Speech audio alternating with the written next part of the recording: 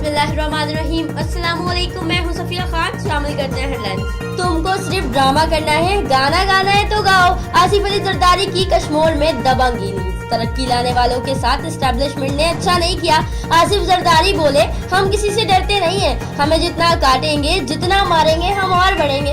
हमने हर मोड़ पर आवाम को हिस्सेदार बनाया, हर मामले में टांग अड़ाने का एजेंडा आपका है। जमानत के वक्त पासपोर्ट जमा करा दिया था, मुझे ECL में जाने की क्या जरूरत है। जो ज्यादा बोले समझे उसी की बारी है। वजीर रेलवे शेख रशीद की घनगरज। बोले, आसिफ अली जरदारी का केस शरीफ ब्रादरान केस से 1000 गुना बड़ा है। शहबाज शरीफ पर भी वार, चेयरमैन PAC बनाने का फैसला गलत करार दे दिया। फयाजुल हसन चौहान के भी वार। बोले, अली बाबा का दौर चला गया, अब 40 चोरों का हिसाब होगा। अरबों रुपए अस्पतालों से वापस लेकर खानदान को दिलवाए। प्राइवेट अस्पताल तरबियत गाह नहीं, बिजनेस हाउसेस बन गए। हमने मामलात में मुदाखलत नहीं की, जहां गलतियां थी उनको ठीक करने के लिए इकदामात उठाए। चीफ जस्टिस का तकरीब से खिताब। कराची प्रेस क्लब इंतखाबात में डेमोक्रेट्स का क्लीन स्वीप।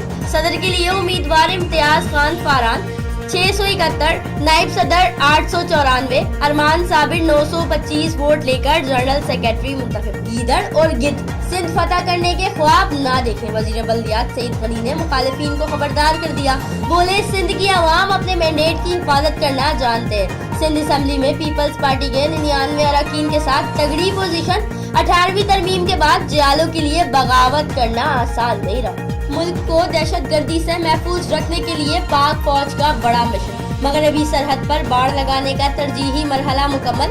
643 किलोमीटर सरहद को तमाम तर खतरात से महफूज बना दिया गया। फिर वक्त इतना ही। मजीद खबरों और अपडेट्स के लिए विजिट कीजिए हमारी वेबसाइट csnlive.tv। के अलावा आप हमें ट्विटर और फेसबुक पर भी ज्वाइन कर सकते हैं। देखते रहिए CSN।